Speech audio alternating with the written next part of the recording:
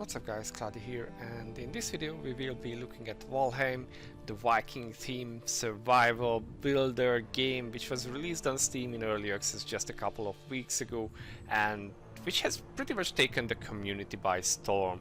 The game is released by a very small Swedish studio called Iron Gate.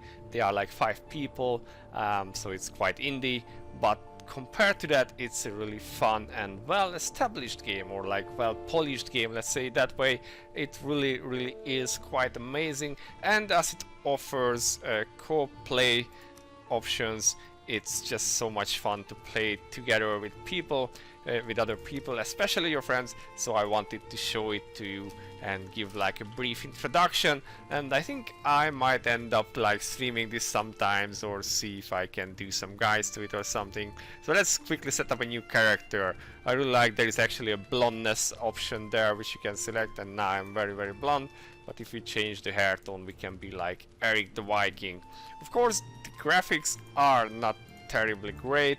I guess it just comes with being a small studio's work, but the game is quite moddable, so I'm quite expecting that people will be actually coming out with a higher texture resolution package or something, and then the game should look a lot better.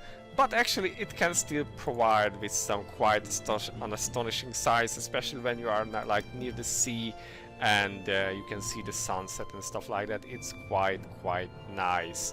So creating a brand new world now, so we can see how exactly the game starts, and from there then we can maybe do like a mini series. From what I have seen so far, creating the world takes like, you get this blue icon as if the game was hanging, but it should hopefully start up in a little bit.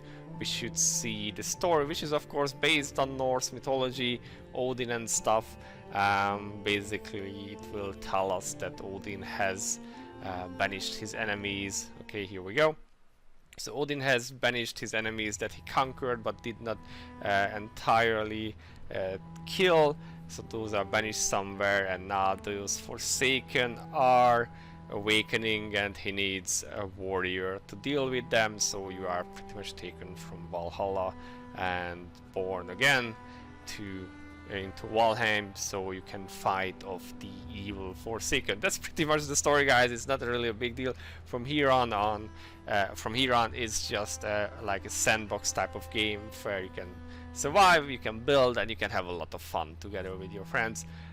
So as soon as this goes, and it would be nice if you could actually skip this, but I haven't really found a way for that just yet. So we are being taken by this giant burb, which I guess is actually a Valkyrie. So we are taken into the world of Valheim to fight off the Forsaken. Sadly, we are not equipped with any kind of gear, really, no armor, no weapons, no nothing, so that makes the game, I mean the story, a bit like wonky. If we are one of the greatest warriors, they could have given us a set, but of course this adds to the whole survival feeling of it and lets you build up yourself pretty much from nothing. As soon as this burb drops us, then we can set out on our adventure. Maybe we can look a bit into the controls and how everything works, and then try and find ourselves some shelter. So let's see, we are dropped into the stone circle. This is where all the sacrificial stones are for the enemies of Odin, and we can see a boar there in the distance, and the deer. The boar is pretty tough if you actually do not have any weapons, so I'm not gonna try and fight it just yet. Okay, so that's where the first boss will be, and which will be this elk, and then this burb called Hurin will come to us every now and then. Wow, that's 2 boars there. I really don't want to run into the boars just yet. Oh, there is a deer coming at us, but it will run away, and another deer as well. So we have arrived. Let's just quickly check. As you can see, the graphics are okay. They are not 2020 AAA style, but they are not bad either. So let's see what we can do in the game. Usual movement is WASD. You can jump with space, sprint with shift, and with control you can become sneaky and sneak around. As you can see in the top or in the bottom there is a yellow bar. This represents our stamina. If it runs out, we cannot perform any of these specific actions anymore. In the bottom you can see, bottom left, you can see our health, which is 25 health right now, and that we do not have any food in us. We can have 3 different types of food in us at any given time, and they will increase our health and regeneration and our stamina bar. So it's good to be fed, but not required. If you are just building your character, will not be starving. Now we have picked up some stuff with the number E, and we can see we have skills. Oh, let's see. So yeah, I can see some berries here. Let's just pick up some berries. If we have our berries now, and there is a bird, the burb telling us about those. So let's talk to the burb, and let's open our inventory with tab. So now right clicking the food, we'll eat it, and you can see that we should be gaining a little bit of health from now on. Although the berries will not give us too much, you can see we have also no armor. This is our hotbar where we have all the stuff equipped, and this is our current capacity. We have 8 kilos out of 300 that we can carry. And then this is our skill list. Every weapon and activity has its own skill that you can improve, from jumping, running, sneaking, swimming, clubs, axes, bows, blocking, all wood cutting, pickaxes. There is everything really there. So yeah, the game is quite well polished, I think, and lets you do quite a lot of stuff. So let's talk to the bird. We have now so yeah, with the letter E we can interact with stuff like picking up these things. Also, once we have something, we can like take it over, put it away, take it out with the R skill, and later on when we have killed bosses we will receive their special powers, which we can activate with F.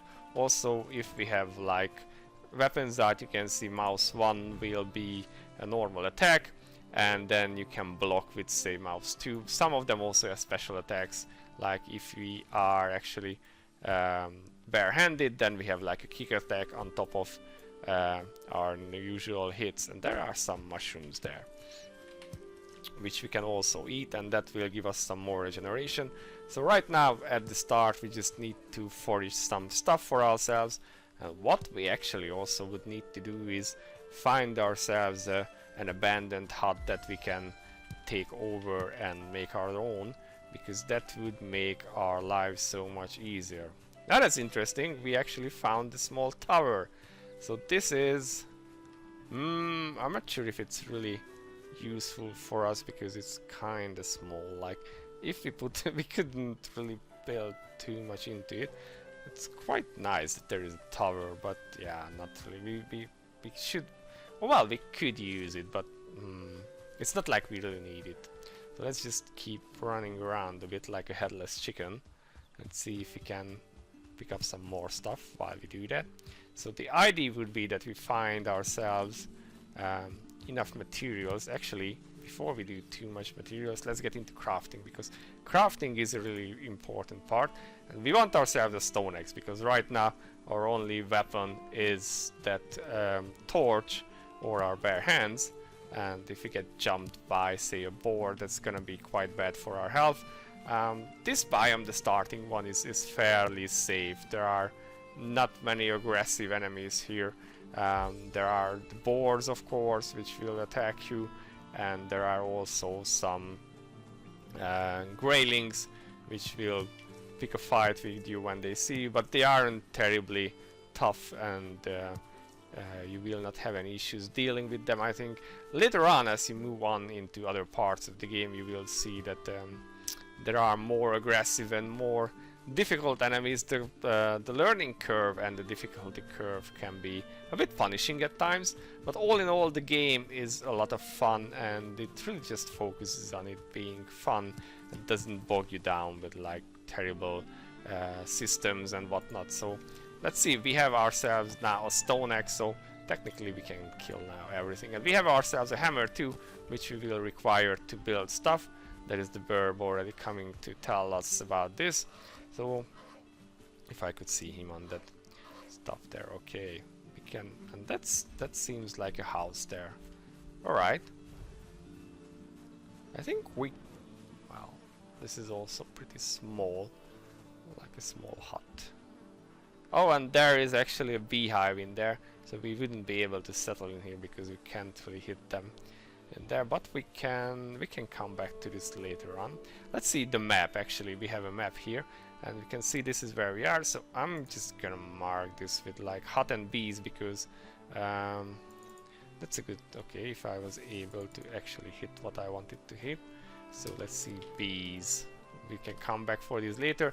They are quite useful because once you destroy their hive, you can take the queen bee, you can build your own hive, which will then generate you honey that you can actually eat, or you can cook into certain meads. So that's quite nice to have, really. Yeah, it would be nice to find a proper hut while we are foraging and running around here. That's in the runestone. I think I see something there in the distance. And yeah, if you are like me who has played MMOs, there is a tendency to, you would have a tendency to just jump around and do a lot of movement while moving, partly to not be bored, or if you are like an FPS player, to not be sniped. In this game that can be a bit punishing because you can see my stamina bar going down there really quick, and if I run into some enemies while not having any stamina, that will be kind of bad for my health. So yeah, that's something I need to keep track of in this game, that it's bad for you if you jump too much. But yeah, that's definitely a house there which we are gonna totally take control of. It's quite a nice size too.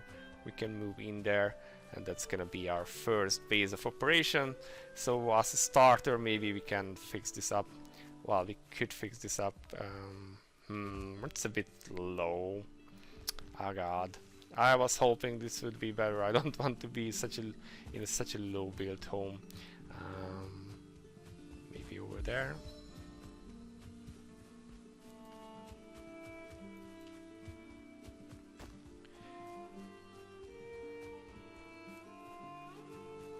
How about that one? Is that a home?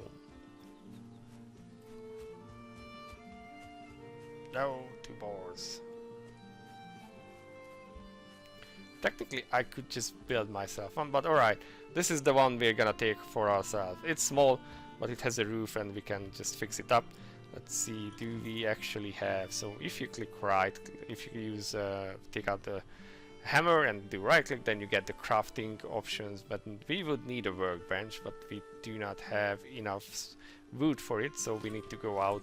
And I guess if we go out, we need to fight those boars as well, because they are just too close to our turf, and we will need their tasty stuff. So come on, boars, come at me.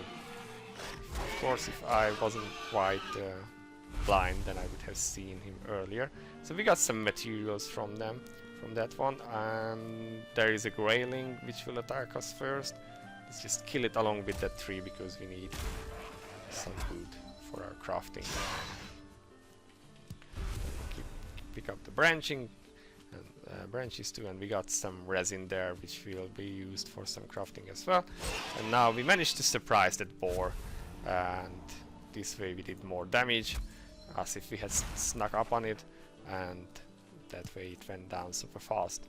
So okay, I think we have enough wood to actually do a crafting station in here, and that will be enough already to be able to fix this place. So we move a bit back so we can place it, and yep, we do have the bird already comes telling us. So if we come and select repair, then with the left mouse button we can just select repair all these pieces so it doesn't look so broken, and this doesn't cost any materials, which is quite nice, and we can just make it look a little bit better in here. Also, if you have created something and want to tear it down, then you get back all the materials. You do not need to like waste anything that way. So if you place something in a way that you do not like, you can just tear it down, do it again, and get that way what you want to have. That's quite user friendly, so I'm quite happy they went with something like that. Okay, so this is starting to shape up a little into a normal hut. I think we should probably fix it up a little bit more. can see those yellow bars are actually the health options of all those things that you go over. The tree is in a bit of a wrong place, and now I'm actually gonna be damaging my own stuff because I'm smart. I wonder what breaks first. Okay, the tree. And maybe we can actually just show, so with the middle mouse button we could break this one down, because we will be like extending the base from where that is. Okay, so we go repair the damage we have done to our new home. And alright, so if we have some wood, then maybe we can actually do a roof there. So thatch roof, and you can see that we will just attach it here. It takes 2 woods there, and now we have like a normal roof over our heads as well. And just do this too. So yeah, it's a bit grown in, not like the nicest looking abode, but we will get there. We will get there, guys. So okay, I think for our very first episode we can call it here. In the next one I think I will be fixing up this base and then go out to forage some more for stuff. I'm not sure why I fixed those up when I was gonna tear them down anyway, but yeah, so we have received our very first base, and this is where we will be building up stuff after a bit more foraging. So yeah, let me know what you think about this game so far. I'm planning to do plenty more videos on it, but for now this has been Cloudie, and I'll see you in the next one. Bye bye.